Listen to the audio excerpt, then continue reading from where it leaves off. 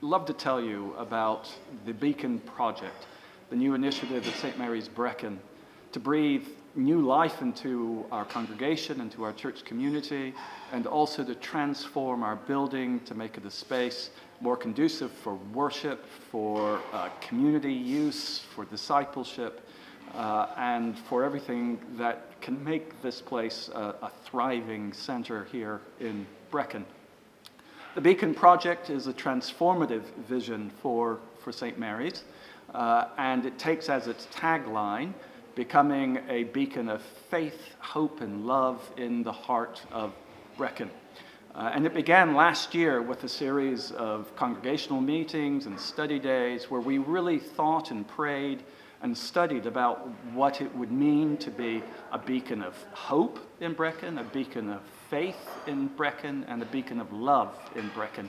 And finally, what does it mean to be the heart of Brecon, the beating heart of Brecon, the place where people can find love and support, both who are Christians and who are non-Christians. Many people already know St. Mary's has long been a community center. The cafe started more than 10 years ago, has gone from success to greater success, and has made St. Mary's a place where people come day in and day out. As many as 1,200 people a week come through our door here. This is a place where people find fellowship, they find friendship. Young families can bring their children and feel like they're in a safe environment. And located as it is right in the center of Brecon, and being in such a large space with a monumental tower that can be seen from miles around, makes this place a beacon of the Christian faith here and far afield. So over the past few years, St. Mary's had fallen on hard times. It was shut down for a year while roof work was being done, and then COVID hit. So that last summer, the average attendance here had dropped to around 16 or 17 people on a Sunday. People then were beginning to lose hope in the future of this place, were worried about whether it would even be able to stay open. And since then, in some ways, energized by the Brecon Project, we have seen amazing growth. We're now averaging close to 60 on a Sunday, have as many as 20 people from within the congregation who are actively involved in the life and worship and ministry of this place, and are excited about the future and what it can bring. The Brecon Project itself involves two main prongs. The first one is the transformation of our ministry here with the developing of lay ministries, and that is largely in place now. And prong two is the architecture of the place. St. Mary's, the building, needs an uplift. I like to think of it in terms of undoing the damage that the Victorians did to this place. But how can we make St. Mary's a better place for the larger congregations that we have nowadays? How can we maximize every square inch of this building, using it either for worship, for cafe space, for meetings, for storage, and for all these things, so that it becomes a flexible but inspiring space. We have taken as one of our guiding principles is how to make this place useful and conducive for what we need to use it for today, but in a way that is respectful of its heritage and draws people into the heritage of the place, telling the story of St. Mary's, and therefore telling the story also of the town of Brecon itself. We should be getting the first drafts of the architectural drawings for this by the end of the year. And then in the new year, we'll begin a consultation process to arrive at the final plans that will probably involve a phased approach to the transformation of St. Mary's. And we keep people informed every step of the way as we go forward with the Beacon project through our website and through brochures such as this.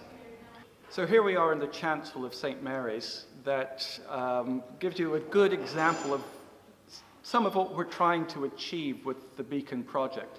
So here we have the chancel space, which is largely now a dead space. It's a space that's not used on a Sunday morning, though people may come in to say prayers over here during the week. Largely, it's unused space. Even worse, it's space that quickly becomes cluttered and gives the wrong impression to people who are coming here on a Sunday. What makes it even worse is that we've got this remarkable window, the Pets window, that was installed in here in the 80s, early 90s. Really captures people's imaginations, really is a feature not only of the church inside, but is so often photographed on the outside. It's something, especially in the darker months when we have the lights shining on it from the inside, really lights up the center of Brecon. It's also a remarkable window in that it has a sister, and the sister window was donated, designed by Pets and donated by the people of Wales to 16th Street Baptist Church in Birmingham, Alabama, which had been firebombed during the civil rights movement. And having that link is very special to us. But at the heart of the Beacon project is how do we reclaim this space? How do we make it so when people come into this church, as a whole, they feel like they're entering something that's almost another dimension, almost like going through the wardrobe into Narnia. And what will make that work in a space like this, in a building like this, is a chancel leading up to the altar, focusing attention on the stained glass window that really lifts hearts and minds to heaven and thus to God. So really going to be excited about what the architect and working with us comes up with in terms of reclaiming this space and as part of the whole transformation of St. Mary's.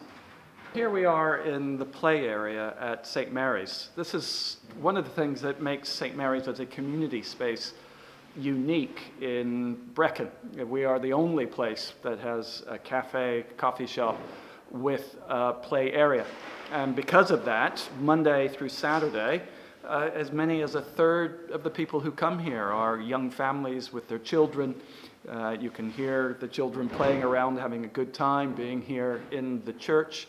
And it has become a valued place for young families to gather. And part of our Beacon project will be probably the reciting of this, but also the development of it, so it's an even friendlier and more fun space for children, and therefore for the young families as well.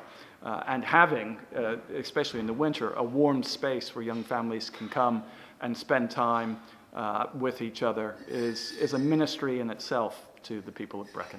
The other thing that's happening in the new year is the launch of the Friends of St. Mary's, which has a dual purpose of helping us to maintain this space and this building, but also to help send the message to the town that this is not only a church, this is their space. This is a place where people from the town can come and make use of it for charities, for events, for meetings, for a whole range of activities, so that there is a sense of ownership, not only by us who worship here, but by the town community. And we have an exciting group of people who have agreed to become the trustees, who are by and large drawn from the town, but also including people who are from the congregation itself. What we've experienced here over the past year has been extraordinary. I've already mentioned the growth, but that growth has brought in people who are eager to be disciples of our Lord, to get stuck in, who bring a joy to our worship and our life here, who really take care of each other and support each other. It's moving on a Sunday when people come up for communion. Those who might be unsteady on their feet, someone's always ready to get up and help them to go up to receive the bread and the wine. People check in on each other, and actually one of the things we have started is a guild, the St. Luke's Guild, that is bringing together a dozen or more people to participate in the pastoral care of people who think of this place as their church home. Underpinning all this is a joy, is a real sense that we are a community of people brought together by our Lord to proclaim his kingdom in a way that's not stuffy, it's not artificially happy, it is just joy filled, so that when you come here on a Sunday morning, no matter if you're already feeling pretty good or if you're feeling pretty miserable, I'll almost guarantee you that you will leave the Eucharist feeling better.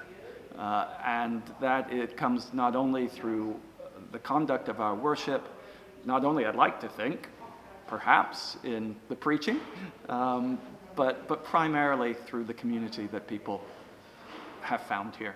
And because of that, we're now getting people of all ages who aren't defining themselves by their age group, but see each other as one big family. And the hope that inspires, the optimism about the future that inspires is quite breathtaking. And given the world in which we find ourselves, is little less than miraculous. So stay tuned, see what's going to happen here at St. Mary's over the coming years. And if you find yourself in Brecon, come visit us on a Sunday morning, or come and have a cup of coffee or a cup of tea during the week. We would love to see you.